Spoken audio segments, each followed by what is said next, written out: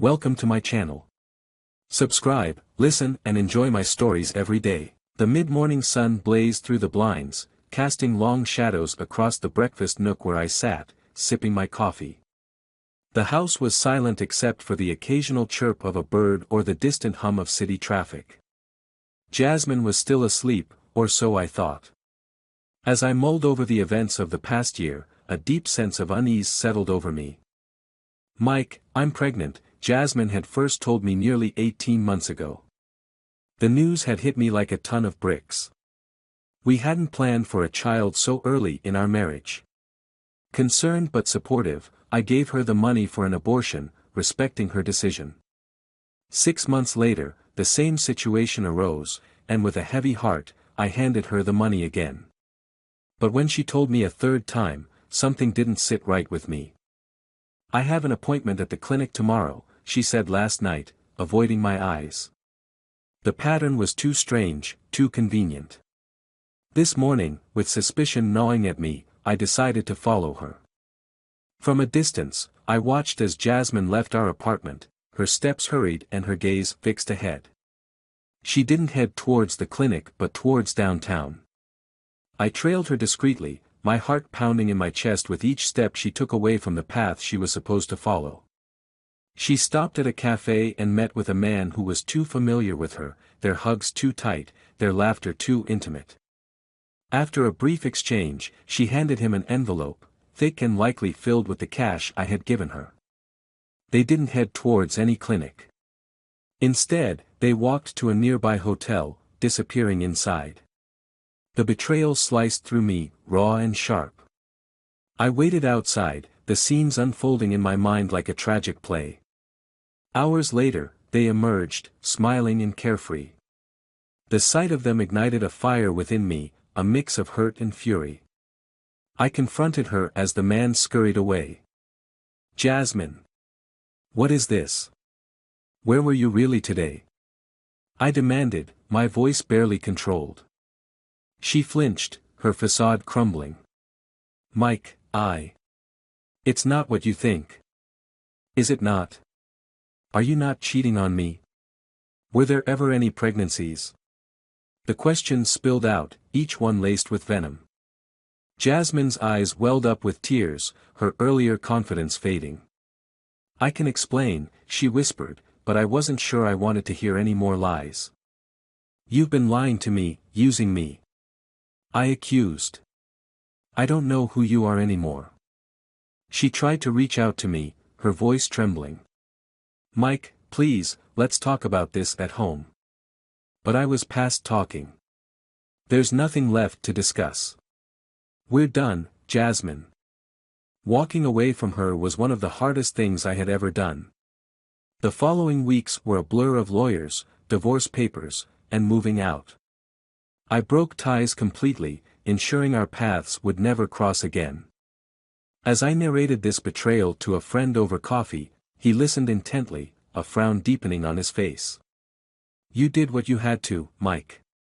But be cautious, revenge can consume you if you let it." His words echoed in my mind, a warning I intended to heed. But first, I had to rebuild what was shattered, starting with my trust. The first chapter of my new life had just begun, marked by the end of an old, painful one. The cafe was bustling with the lunchtime crowd, but the noise faded into the background as I sat across from my old friend, Alex, who had been more like a brother to me. He studied my face with concern, his brow furrowed. "Mike, you look like hell," Alex said, his voice low. "What's going on?" I sighed, the weight of the past weeks pressing down on me. "It's Jasmine," I started, my voice barely a whisper. "She cheated on me, lied about being pregnant multiple times just to get money from me." Alex's eyes widened in shock. That's unimaginable, Mike. What are you going to do now?" A plan had been forming in my mind, a way to expose Jasmine for who she truly was. I need to ensure she doesn't do this to anyone else. I'm thinking of going public with her deceit.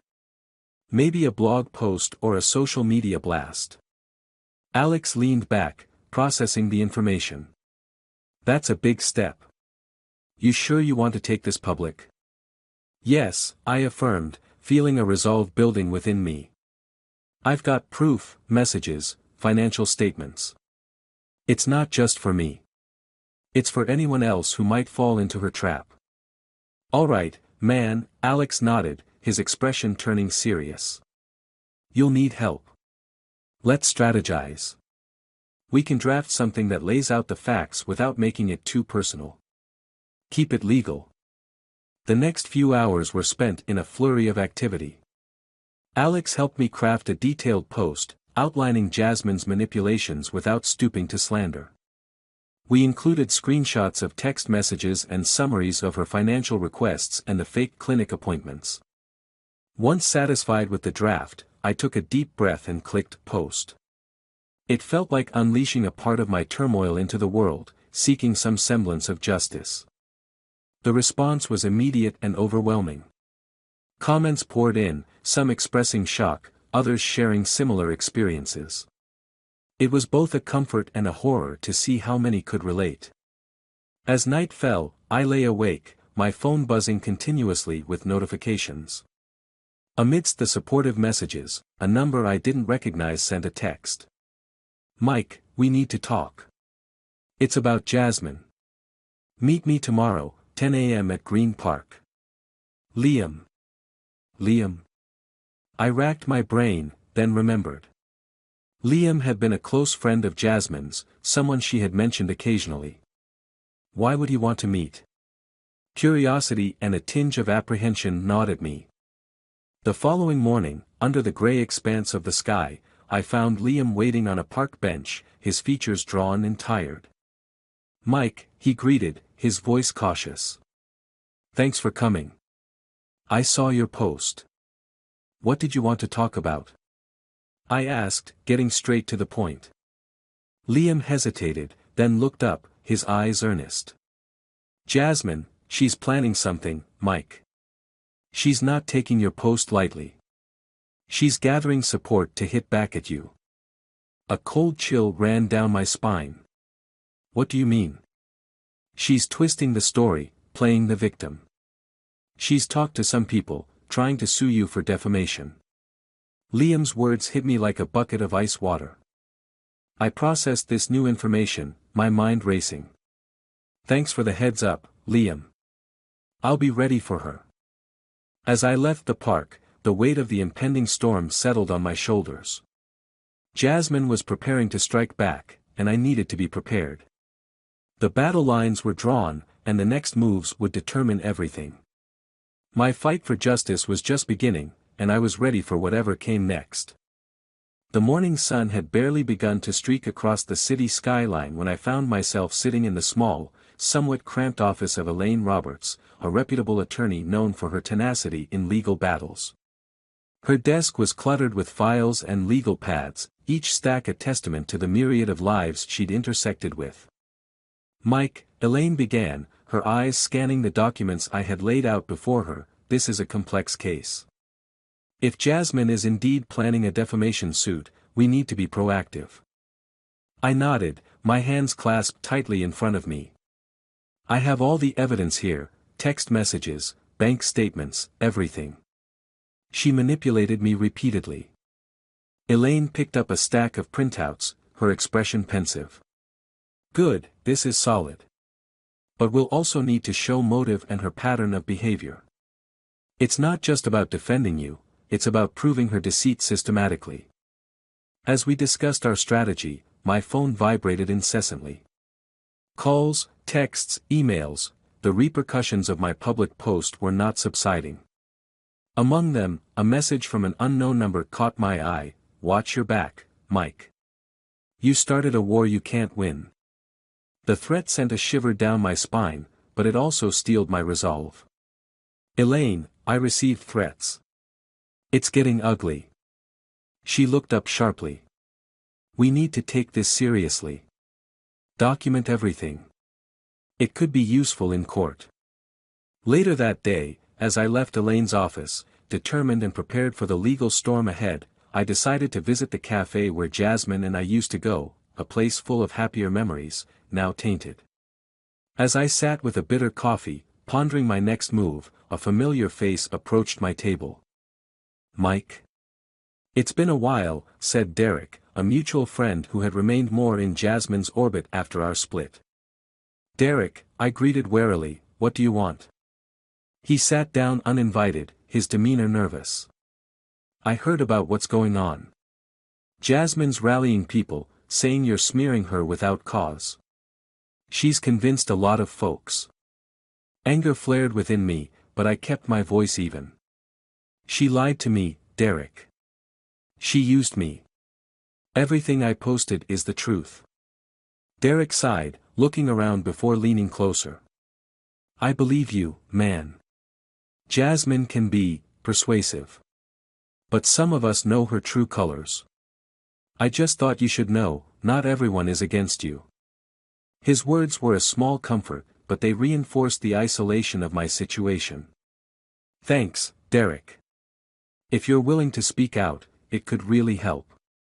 He hesitated, then nodded. "I'll think about it, Mike. This isn't right, what she's doing." After Derek left, I spent the next few hours strategizing my next steps, knowing well that public opinion was a fickle ally. My phone buzzed again, another unknown message, but this time, it was different. "Mike, there are others like you, victims of Jasmine's games. We should talk." Curiosity piqued, I responded, setting up a meeting. If there were others Jasmine had deceived, their stories could bolster my case and help expose her manipulations on a larger scale. As dusk settled over the city, the pieces of a new alliance began to form, a coalition of the wronged. Tomorrow, I would meet these fellow victims. Together, perhaps we could bring Jasmine's house of cards crashing down. The fight was just beginning, and I was no longer alone. The crisp evening air was filled with the murmurs of the gathering crowd in the dimly lit function room of a downtown hotel. This wasn't just any meeting, it was a convergence of all those who had been wronged by Jasmine. As I stepped into the room, I could feel the tension and anticipation hanging heavily around us. I had spent the last week organizing this meeting through the contact who had messaged me, a woman named Carol who had suffered a similar fate at Jasmine's hands. One by one, individuals shared stories echoing themes of deception and manipulation, painting a picture of Jasmine that few outside this room would recognize. As the meeting progressed, a plan began to take shape, a plan not just for mutual support, but for collective action. Our goal was clear: to bring Jasmine's duplicity into the spotlight and ensure she could no longer harm others. "Thank you all for sharing," I began, addressing the group with a newfound determination. "It's time we take our stories public. Together, we have enough evidence and testimony to expose Jasmine for who she really is." Murmurs of agreement filled the room, and Carol stepped forward. "We can set up a website, a forum where more people can come forward. The more voices we have, the stronger our case." I nodded in agreement. "And I'll take our stories to the press." It's time her facade crumbled. As plans were set into motion, the atmosphere shifted from one of despair to one of proactive resolve. We were no longer victims, we were advocates for truth and justice. Days turned into weeks, and our efforts began to bear fruit. The website went live, flooded with stories from others who had crossed paths with Jasmine. Local journalists picked up the story, intrigued by the depth and consistency of the deception. Jasmine's reputation began to unravel as more people came forward. Throughout it all, Jasmine remained eerily silent, her usual flurry of social media activity coming to an abrupt halt. Then, the day of reckoning arrived. A major local news channel invited us for a live interview. It was the opportunity we had been waiting for. The studio lights were harsh and unyielding as I sat across from the interviewer, the live broadcast signal counting down. Beside me sat Carol and two others, their faces set with resolve. "Tonight," the interviewer began, turning towards the camera, "we bring you a story of deception, manipulation, and the power of collective action. With us are several individuals who claim they've been wronged by the same person, Jasmine Carter. The interview was intense, as each of us shared our experiences. The public response was immediate and overwhelming, siding with our plight and condemning Jasmine's actions. But the true climax came unexpectedly. Midway through the broadcast, Jasmine burst into the studio, her face contorted with rage. "This is all lies," she screamed, attempting to grab the microphone. Security rushed to intervene as cameras continued to roll, capturing every moment of her meltdown. "Jasmine," I said calmly into the microphone, my voice clear and steady, "it's over. We've all spoken. The truth is out." Her struggle ceased as she realized the futility of her actions, the finality of her public disgrace washing over her. Jasmine was escorted out, her parting glance one of betrayal and defeat. In the weeks that followed, Jasmine disappeared from public view. The group of us, once strangers linked only by our misfortunes, became a tight-knit community of support and advocacy against deceit. As for me, the battle was over. I had sought retribution and found something greater, justice and closure. Jasmine and I, forever parted by the chasm of betrayal, would never cross paths again. In the ruins of our shared past, I found the strength to rebuild, knowing the truth had finally set me free.